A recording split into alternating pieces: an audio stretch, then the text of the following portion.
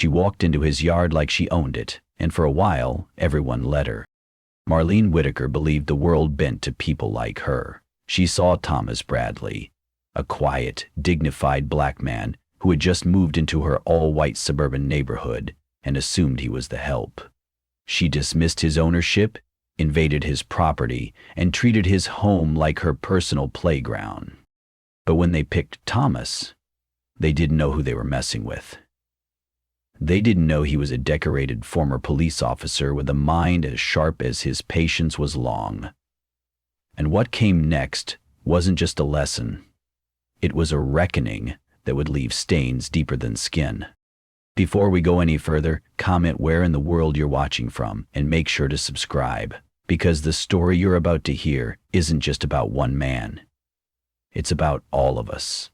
Sunlight danced across the surface of Thomas's pool that morning, clear and calm as if nothing had ever disturbed it.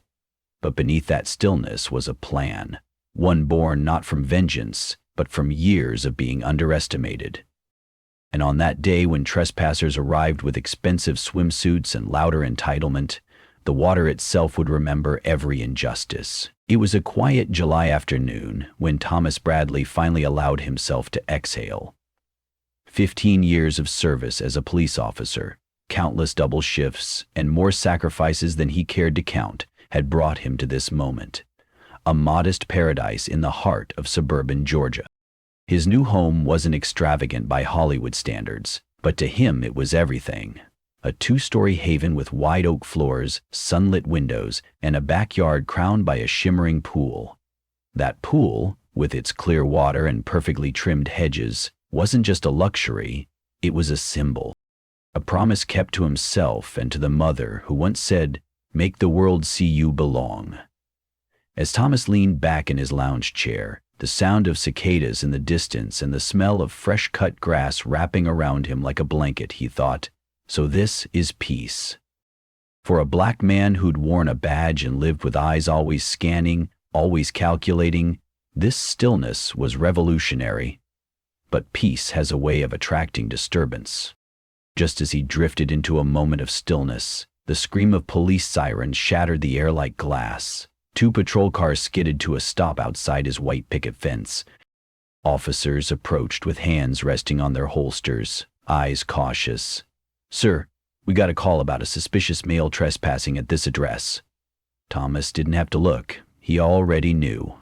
A familiar curtain twitched across the street, and there she was, Marlene Whitaker, the neighbor who hadn't said a word to him since the day he moved in, peeking from behind her blinds with a look that said, "I caught you." The knot in his stomach wasn't new. It had visited him before, in parking lots, in stores, even in his own patrol car.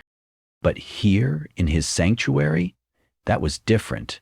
That was personal. He stood slowly, hands visible, voice measured, the weight of years pressing behind every word. "This is my home." And yet the doubt lingered in the officer's eyes.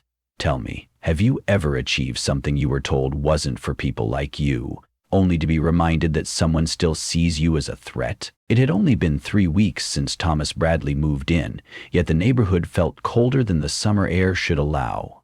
Most waved politely, some crossed the street entirely. But none left a more lingering presence than Marlene Whitaker, the woman with the pristine lawn, the HOA clipboard, and eyes that watched like surveillance cameras dressed in pearls. The first encounter had been unsettling but subtle. Thomas was setting up his patio furniture when he saw her watching from her upstairs window, phone pressed to her ear, lips pursed. He waved. She didn't. Then came the moment that told him exactly where he stood. It was a Sunday afternoon, and Thomas had stepped out to grab paint supplies for his fence. His security system pinged minutes later. Movement in the backyard. He checked the footage, and there she was, Marlene, in his yard, in a full designer swimsuit, beach towel folded over her arm like she owned the place. She strolled in through the back gate without hesitation, placed her items on a chair, and dipped her feet in the water, sighing like she had every right in the world to be there. When Thomas returned, he kept his calm, Years of policing had trained his voice into a steady, firm register. "Ma'am, I believe you're trespassing." Marlene looked up, wide-eyed and patronizing, hand to chest as if she were the one being violated. "Oh, I thought you were the new pool guy." "The last owners let me use it all the time." Then came the kicker. Her gaze swept over him, head to toe, and lingered. "Wait. You're the owner?" The air changed. The unspoken landed harder than any slur. "You? Here?" Thomas nodded. "Yes, and I'd appreciate it if you asked next time before walking into my property." She laughed nervously, mumbled something about knowing the realtor, and backed away. But as she left, she muttered just loud enough for the cameras to catch. "We'll see about that." Sometimes the most dangerous threats are wrapped not in violence, but in entitlement. Have you ever been mistaken for someone less just because of how you look, only to have your dignity questioned in your own home? The trespassing didn't stop. If anything, it escalated. Like Marlene had taken Thomas's calm response as an invitation rather than a warning. The following Saturday, just as dawn cracked over the rooftops, Thomas awoke to muffled laughter and the distinct sound of water splashing. He pulled back his curtain and froze.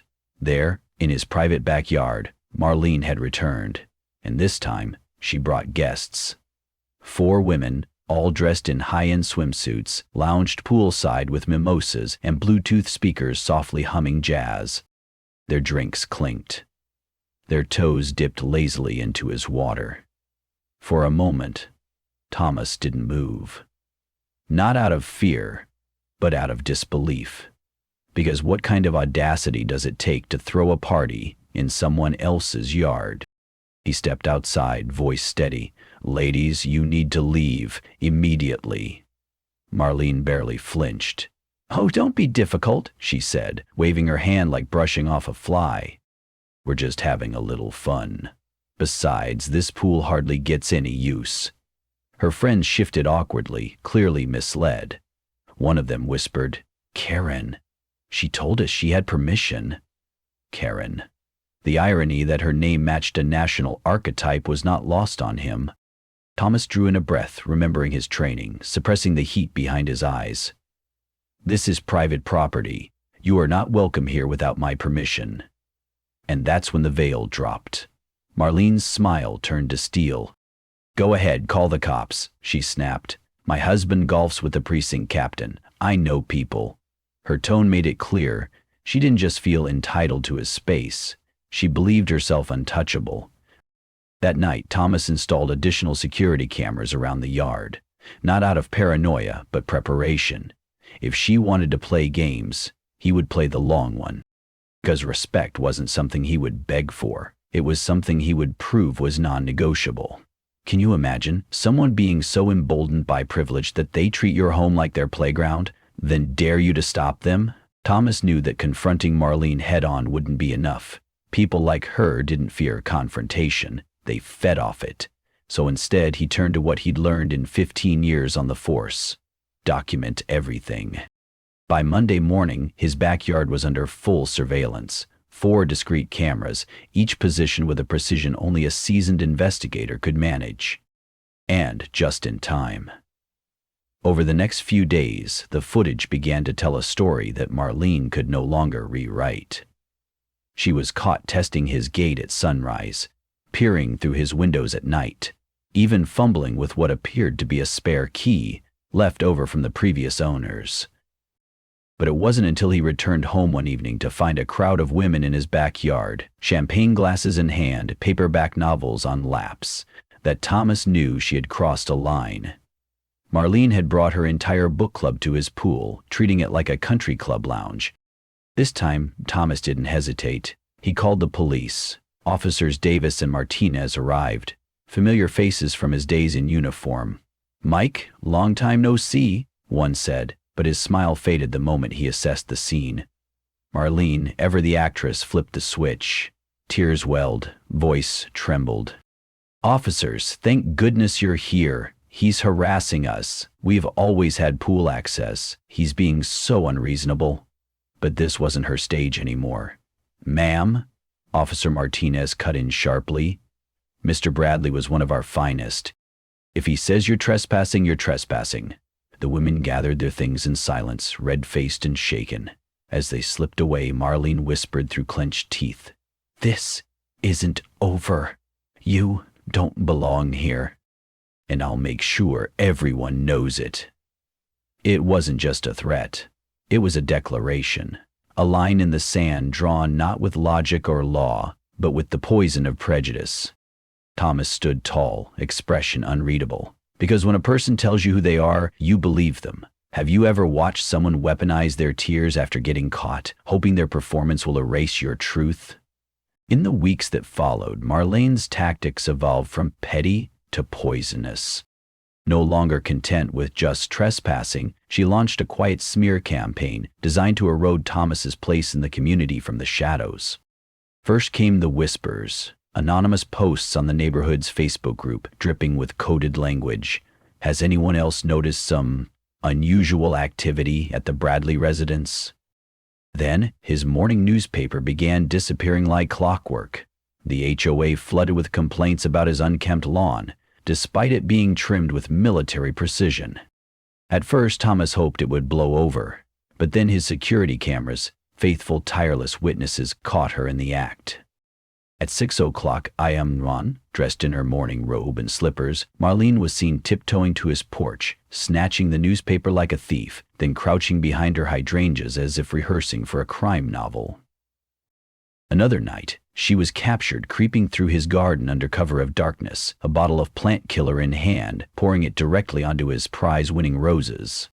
The intent wasn't just sabotage, it was humiliation. Slow, subtle, psychological.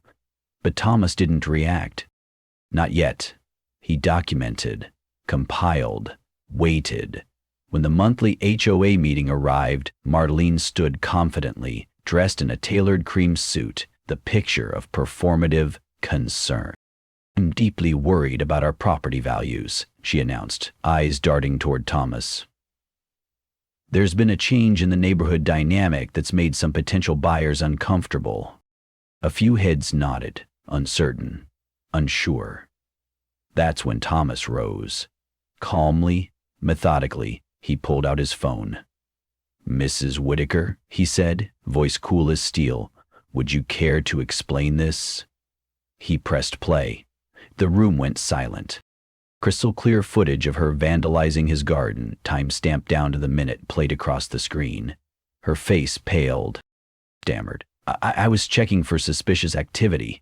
"Yes," Thomas replied, "and now we all know who it was." There was a pause, deep and heavy. Because in that moment, the room saw not a charming neighbor, but a woman exposed. Have you ever watched a mask fall off so fast that the silence afterward said everything no one dared to speak?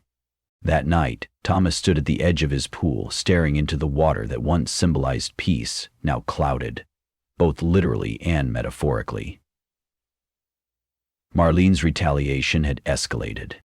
While he was out running errands, someone had dumped dish soap into the pool, turning it into a bubbly mess of foam and shame. It would take days to clean and hundreds of dollars in filter repairs. But instead of fury, a strange calm settled over him. He'd seen this kind of petty revenge before, from people who lose power and grasp for control in the only way they know how, through destruction. And it was in that silence, as bubbles floated across the surface under a pale Georgia moon, that the idea came. A story from his policing days resurfaced, about a harmless dye used by pool technicians to detect leaks. This particular dye had a curious property. It reacted only to certain chemicals found in luxury cosmetics and sunscreens, non-toxic, perfectly safe, and it would stain skin a vivid green for days. Not harmful, not permanent, but unforgettable. Thomas did his homework. He ordered a professional-grade solution, tested it meticulously in a controlled setting using a sample of sunscreen he'd found, left behind by none other than Marlene herself. The result was a vibrant, unmistakable emerald hue. It didn't hurt, but it did stick. The perfect reminder. For the first time in weeks, Thomas smiled. Not from vengeance, but clarity. Because sometimes the most effective justice doesn't roar, it whispers. The kind of whisper that lingers on skin, stains reputation, and reminds people that even the most polite tyrants are not above consequence. Would you have had the restraint to wait, plan, and respond with brilliance instead of rage? Or would you have let your anger speak before your dignity did? Word travels fast in neighborhoods like this, especially when scandal is dressed in sunscreen and silence. Through the community grapevine, those whispered phone calls and not-so-private sidewalk chats, Thomas learned that Marlene was planning yet another unauthorized pool party. A small gathering to support local property values, she'd called it. But everyone knew what that meant. One more chance to reclaim control over a space she never owned. This time, Thomas didn't just prepare, he orchestrated. 3 new hidden cameras were installed with angles so discreet, not even a seasoned detective would spot them. The dye was added the night before, measured with surgical precision to remain invisible until activated by the exact chemical compounds found in Marlene's favorite brands. To the eye, the pool looked flawless, sparkling, serene, inviting. That morning, Thomas made sure she saw him packing up his car and leaving. He didn't go far, just parked around the block and slipped back into his home office, where he could watch everything unfold. And right on cue, at 2:00 p.m. sharp, Marlene paraded through his gate like it was her coronation. Behind her trailed 6 equally oblivious women, clinking glasses, laughing too loudly, and setting up as if they had rented the place. What the new owner doesn't know won't hurt him, Marlene giggled, raising her glass. They slathered on their designer sunscreens, settled into lounge chairs, and dove in, one by one. At first, nothing. Then the change began. "Karen, is your skin green?" one friend whispered. Marlene looked at her hands and screamed. The transformation was dramatic. Legs, arms, faces, even the tips of their ears bloomed into shades of neon envy. It was like watching spring arrive in reverse. Panic erupted. Women scrambled, dripping in green across the yard, shrieking, clutching towels, covering faces. Thomas didn't move. He just watched, quiet, composed, with a camera already rolling. How would you feel seeing those who mocked you now marked by their own arrogance, not in pain, but in poetic justice? The footage was gold, not just for the cameras, but for the conscience of a neighborhood that had, for too long, watched in silence. Thomas spent the night editing the video with meticulous care, splicing clips of Marlene's trespassing, her smug dismissals, and finally, the glorious unraveling at the pool, all set to the same smooth jazz track that had played during her party. The next morning it hit social media like a thunderclap. "Green with envy, HOA Karen meets her match." That was the headline local stations ran with by noon. Within hours, millions had viewed the saga. Comment sections exploded, memes multiplied, green emojis flooded Marlene's real estate agency page. "Would you trust a trespasser to sell your home?" one user wrote. Her company was forced to issue a statement distancing itself from her actions. "We respect property rights. The behavior shown does not reflect our values." But it was too late. The neighborhood began to shift, subtle at first. A neighbor brought over baked goods. Another offered to help Thomas with yard work. Stories started trickling out about the Johnson kids' lemonade stand Marlene had tried to shut down, about Mrs. Rodriguez's Christmas decorations she deemed too ethnic. A dam had broken. And standing at the center of it wasn't just Thomas. It was a man who had stood his ground with grace when the world begged him to break. Even Marlene's friends began to pull away. The green tint, stubborn and symbolic, still clung to their skin, like the truth no one could wash off. One by one, they stopped returning her calls. Because when the mask slips, it's not just your enemies who see you differently. It's your allies. Can you imagine watching a bully fall not because someone pushed back in anger, but because they couldn't hide from the reflection of their own cruelty. 2 weeks later, a for sale sign appeared in Marlene's front yard, not with fanfare, but with quiet resignation. The once proud, self-appointed gatekeeper of the neighborhood had become its cautionary tale. She no longer marched past Thomas's home with judgment in her stride. Now, she took the long way around the block, sunglasses on, head down, avoiding the sound of laughter echoing from his weekend gatherings. And those gatherings, they had become something more than simple pool parties.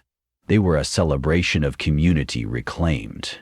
Thomas sent out written invitations, kept the guest list open to every neighbor, and posted clear rules of respect and safety. Parents brought their children, neighbors brought dishes, and the scent of grilled ribs danced with the sound of joyful splashes. On Labor Day, as the sun dipped behind the oaks, Tom from 2 doors down stood beside Thomas with a beer in hand and said, "I've lived here 20 years. This is the first time I've really known my neighbors." That moment hung in the air like a quiet kind of justice. Even the children had turned Marlene's fall into folklore. The Rodriguez twins tiptoed past her house in exaggerated swim strokes, whispering, "Don't tell Karen," while their parents chuckled softly nearby. Real estate agents touring her house had to awkwardly explain the video, now a local legend.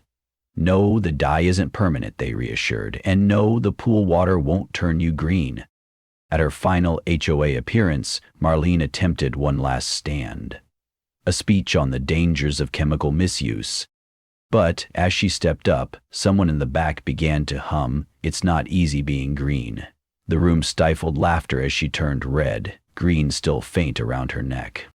Have you ever seen someone try to erase their shame while the entire room carries the memory of their downfall in a song lyric? The morning Marlene's moving truck pulled away, Thomas didn't throw a party. He didn't cheer, gloat, or post a triumphant photo. Instead, he sat by his pool, a cold glass of lemonade in hand, and simply raised it in quiet reflection. Not in celebration of her absence, but in gratitude for the strength it took to stand firm without ever raising his voice. In the year that followed, his backyard became more than just a slice of suburban comfort. It became the heart of the neighborhood. Children came for swim lessons, hosted by Thomas himself.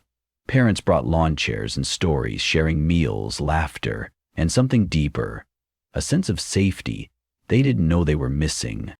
The new family that bought Marlene's house, a young interracial couple with twin daughters, fit into the community with ease. The girls joined the local swim team, and Thomas, now affectionately known as Coach T, helped them train on weekends. Near the pool gate, he hung a small framed photo. 6 women sprinting down the sidewalk, their skin glowing green in the summer sun. When visitors asked about it, he'd smile and say, "That's what happens when karma goes swimming." The cameras still stood, but now they captured birthday parties, barbecues, and late evening heart-to-hearts beneath string lights. The HOA meetings were shorter, lighter, no longer laced with veiled complaints about changing dynamics. One day, Thomas received an email from a local news station. It seemed Marlene had relocated out of state and was already making waves in a new neighborhood, this time demanding access to someone else's tennis court. He marked it as read, closed his laptop, and stepped outside into the sunlight. Some battles, he'd learned, don't need to be fought with fists or fury. Sometimes, the most powerful victory is simply living well, with dignity, in the very space they told you you didn't belong. Tell me, have you ever realized that standing your ground with patience and grace can change not just your life, but the lives around you too? Sometimes, the strongest response isn't a raised voice. It's a quiet refusal to be moved. Thomas didn't meet disrespect with rage, and he didn't fight fire with fire. Instead, he held his ground with dignity, let the truth speak for itself, and trusted that justice, when patient and precise, has a power all its own. In a world that often rewards noise and aggression, there's something deeply courageous about choosing grace, about standing firm without losing yourself. This story reminds us that we don't always need to shout to be heard or strike to defend what's ours. Sometimes our presence, our patience, and our persistence are enough. It's a lesson for anyone who's ever been underestimated, misjudged, or made to feel out of place. Your worth isn't proven in confrontation. It's revealed in how you carry yourself through it. And for those watching from the sidelines, it's a gentle nudge to speak up when silence becomes complicity. In the end, healing isn't about winning. It's about restoring what was taken and creating space for something better to grow. Maybe that's what real strength looks like. Not in the fight, but in the calm after. 1 year later, Thomas stood alone at the edge of his pool, the late afternoon sun casting soft ripples across the water. There was no applause, no cameras, no grand celebration, only the sound of distant laughter from neighbors and the quiet hum of a life restored. In that moment, strength didn't look like triumph, it looked like peace. A kind of peace that comes from knowing you didn't have to become cruel to survive cruelty. His pool was no longer a battleground. It was a place of gathering, of healing, of belonging. And though the scars of what happened would never fully disappear, they had become reminders, not weights. What came after was just as powerful. A community rebuilt, a truth remembered, and a legacy of quiet resistance that no smear campaign could erase. The lesson lived on in cookouts, in shared gardens, in neighbors who now nodded not out of habit, but out of respect. The echo of injustice had been answered, not with revenge, but with restoration. If this story stayed with you, share it. Subscribe to Echoes of Racism so these voices don't fade into silence. In the meantime, I've chosen 2 stories I think will move you just as much. Take care and we'll see you soon.